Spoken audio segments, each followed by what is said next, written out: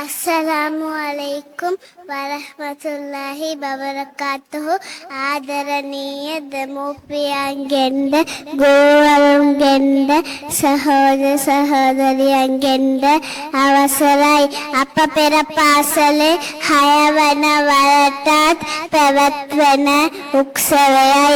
ආදර දෙමව්පියනි, ඔබේ මල් වගේ දරුවන්ගේ දස්කම් දිස්කම් පෙන්වීම වෙත අවස්ථාව මෙයයි. මගේ ආදර පෙටවුනේ දැන් ඔබට වේදිකාව ඔබට විවෘතයි. ස්තුතියි.